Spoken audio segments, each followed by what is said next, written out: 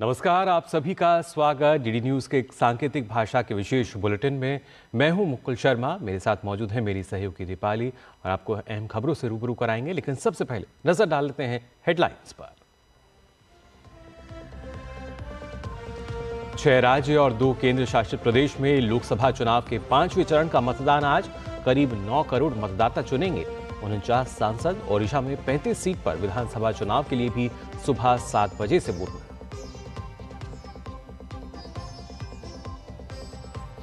राजनाथ सिंह, स्मृति ईरानी, राहुल गांधी, पीयूष गोयल, चिराग पासवान और उमर अब्दुल्ला जैसे कद्दावर नेताओं की चुनावी किस्मत का आज होगा फैसला। 4 जून को आएंगे नतीजे।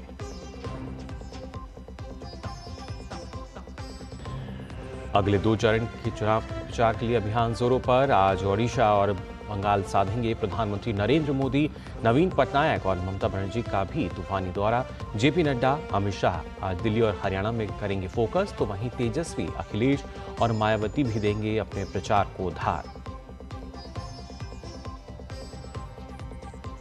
गर्मी ने इस साल तोड़े सभी रिकॉर्ड। दिल्ली के नजफगढ़ में सबसे अधिक 47.8 डिग्री दर्ज हुआ तापमान। 8 अन्य शहरों में भी पारा 47 डिग्री के पार और इससे अधिक यूपी, चंडीगढ़, हरियाणा, पंजाब, बिहार, राजस्थान, गुजरात समेत अन्य राज्यों में फिलहाल जारी रहेंगे लू के थपेड़े।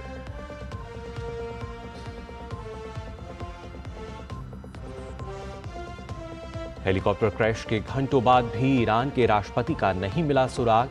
तुर्की ने मदद के लिए भेजे नाइट विजन हेलीकॉप्टर और पर्वतारोहियों का समूह। पीएम मोदी ने भी की सभी के सुरक्षित होने की कामना।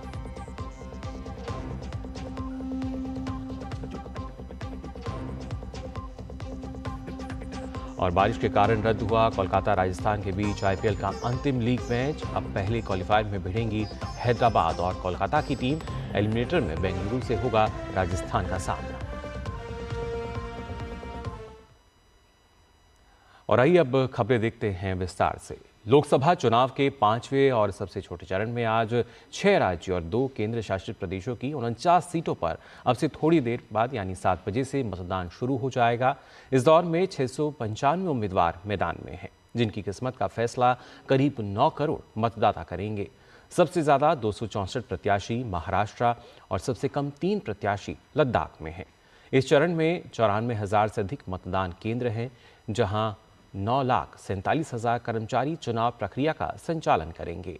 चुनाव आयोग की ओर से पोलिंग बूथ पर मतदाताओं के लिए हर तरह की सुविधा मौजूद है। वहीं 85 वर्ष से अधिक आयु के मतदाताओं और दिव्यांग वोटर्स के लिए अपने घर से ही मतदान करने का विकल्प भी दिया गया है। प्रधानमंत्री मोदी ने मतदाताओं से बढ़ चढ़कर मतदान करने की अपील की है। एक्स पर अपने संदेश में उन्होंने कहा कि लोकसभा चुनाव के 5वें चरण में आज 8 राज्यों और केंद्र शासित प्रदेशों की 49 सीटों के लिए वोट डाले जाएंगे। इस चरण के सभी मतदाताओं से मेरा अनुरोध है कि वे अपना वोट जरूर डालें और मतदान का एक नया रिकॉर्ड बनाएं। महिला और युवा वोटर्स से मेरी ये विशेष अपील है कि लोकतंत्र के इस महोत्सव में बढ़ चढ़कर हिस्सा लें। वहीं बात अगर करें ओडिशा की, तो यहां आज 5 लोकसभा सीट पर चुनाव हो रहे हैं। इसके साथ साथ विधानसभा के दूसरे चरण के 35 सीट पर भी आज इसके लिए वोटिंग यहां होगी। यानी ओडिशा के लोग आज न सिर्फ सांसद चुनेंगे बल्कि विधायकों के भाग्य का भी फैसला करेंगे। इनमें मुख्यमंत्री नवीन पटनायक भी हैं। ओडिशा में लोकसभा की 21 और विधानसभा की 147 सीटें हैं। एक तरफ यहाँ सत्तारूढ़ बीजेडी फिर से जीत का परचम लहराने के लिए एड़ी चोटी का जोर लगाए हुए है, तो वहीं बीजेपी उसे खुलकर चुनौती दे रही है।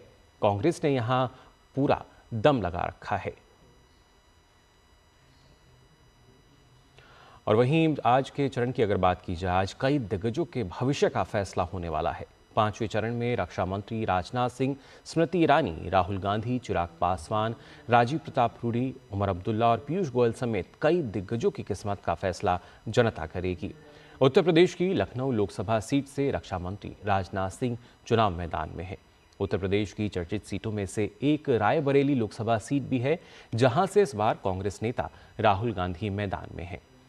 केंद्रीय मंत्री स्मृति ईरानी फिर अमेठी सीट से ताल ठोक रही हैं, तो केंद्रीय मंत्री पीयूष गोयल बीजेपी के गढ़ मुंबई नॉर्थ से चुनाव लड़ रहे हैं। वहीं बिहार में हाजीपुर लोकसभा सीट से एनडीए की तरफ से लोजपा आर के चिराग पासवान चुनावी मैदान में हैं। राजीव प्रताप रूडी बिहार की सारण सीट से आरजेडी की रोहिणी आचार्य को चुनौती दे रहे हैं। कश्मीर की बारामूला सीट पर पूर्व मुख्यमंत्री उमर अब्दुल्ला चुनाव लड़ रहे हैं, जबकि साध्वी निरंजन ज्योति फतेहपुर सीट से चुनावी दंगल में हैं।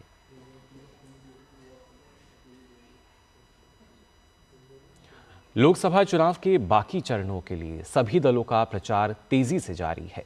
भाजपा के स्टार प्रचारक प्रधानमंत्री नरेंद्र मोदी आज ओडिशा में चुनाव प्रचार करेंगे। प्रधानमंत्री मोदी आज पुरी में रोड शो करेंगे। पुरी से संबित पात्रा भाजपा के उम्मीदवार हैं। प्रधानमंत्री इसके बाद ढेंकनाल में भाजपा प्रत्याशी रुद्र नारायण पाणी के समर्थन में चुनावी सभा को संबोधित करेंगे। पीएम मोदी कटक में भी चुनावी सभा को संबोधित करेंगे।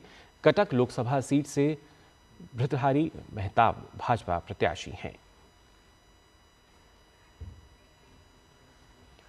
और ओडिशा के बाद प्रधानमंत्री आज पश्चिम बंगाल का रुख करेंगे। यहां उनकी 2 जनसभा होंगी। पहली रैली पूर्व मेदिनीपुर जिले के तमलुक में होगी। तमलुक से बीजेपी ने अभिजीत गांगुली को मैदान में उतारा है, जबकि टीएमसी के देवांशु भट्टाचार्य और माकपा के सायन बनर्जी उन्हें चुनौती दे रहे हैं। तमलुक के बाद प्रधानमंत्री आज झारग्राम में रैली करेंगे। बीजेपी को इस बार पश्चिम बंगाल से काफ़ी उम्मीदें हैं। बीजेपी के हिसाब से वहां ममता बनर्जी का किला कमज़ोर पड़ गया है। ये बात अलग है कि ममता भी पूरी ताकत से अपने किले की सुरक्षा में लगी हुई हैं। और वहीं 13 मई को आप सांसद स्वाति मालीवाल के साथ अरविंद केजरीवाल के आवास पर हुई मारपीट के मामले में दिल्ली पुलिस ने सीसीटीवी की रिकॉर्डिंग का डीवीआर जब्त कर लिया है। पुलिस के अनुसार अभी तक इस मामले में सबूतों से छेड़छाड़ की बात सामने आ रही है, तो गिरफ्तार विभव कुमार भी पुलिस की जांच में सहयोग नहीं कर रहे हैं। इस पूरे मामले पर केजरीवाल की खामोशी सबसे बड़ा मुद्दा बन चुका है, जिसके चलते भाजपा अरविंद केजरीवाल के मौन पर सवाल खड़े कर रही है। इस मामले में दिल्ली पुलिस ने शनिवार को ही अरविंद केजरीवाल के पीए विभव कुमार को गिरफ्तार कर लिया था, जिन पर स्वाति मालीवाल के साथ मारपीट करने का आरोप है। इस घटना के बाद से मुख्यमंत्री अरविंद केजरीवाल इस मुद्दे पर पूरी तरह मौन है, जिसको लेकर भाजपा केजरीवाल पर बेहद मुखर है और अरविंद केजरीवाल से जवाब मांग रही है।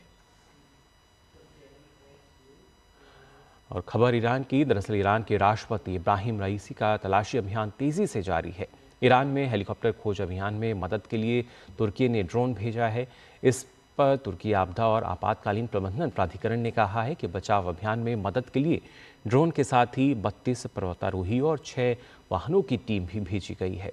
वहीं रूस ने भी सर्च ऑपरेशन में मदद के लिए 50 विशेषज्ञों सहित 2 प्लेन भेजे हैं। इस बीच बचाव दल लैंडिंग स्थल पर पहुंचने की कोशिश कर रहे हैं, लेकिन खराब मौसम की वजह से इसमें बाधा आ रही है। लैंडिंग स्थल वन क्षेत्र है और वहां हवाओं के साथ भारी बारिश और कोहरे की सूचना है। देश भर में उनकी कुशलता के लिए प्रार्थना की जा रही है। रईसी पड़ोसी देश अजरबैजान की 1 दिन की यात्रा पर गए थे, जहां उन्होंने अपने समकक्ष इल्हाम अलीयेव के साथ मिलकर संयुक्त रूप से निर्मित एक बांध का उद्घाटन किया था। लौटते समय उनके हेलीकॉप्टर को अजरबैजान से लगती सीमा पर ईरान के पूर्वी अजरबैजान प्रांत में स्थित शहर ज़ोल्फा के नज़दीक हार्ड लैंडिंग करनी पड़ी। ब्रिटेन के बेसिंगस्टोक में प्रधानमंत्री नरेंद्र मोदी के समर्थन में कार रैली और पूजा का आयोजन किया गया। इस कार्यक्रम में 100 से अधिक कारें और 200 श्रद्धालु शामिल हुए। यूके में ओवरसीज फ्रेंड्स ऑफ बीजेपी ने ये वीडियो जारी किया है।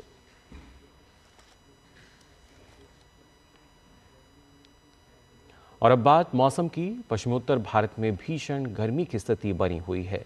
मौसम विभाग ने दिल्ली, हरियाणा, पंजाब और पश्चिमी राजस्थान के लिए रेड अलर्ट जारी किया है। मौसम विभाग ने भीषण गर्मी के कारण पूर्वी राजस्थान, उत्तर प्रदेश और बिहार के लिए ऑरेंज अलर्ट जारी किया है, जबकि राजस्थान, पंजाब, हरियाणा, चंडीगढ़ और दिल्ली के अधिकतर हिस्सों में बुधवार तक भीषण गर्मी की स्थिति जारी रहने का अनुमान जताया गया है।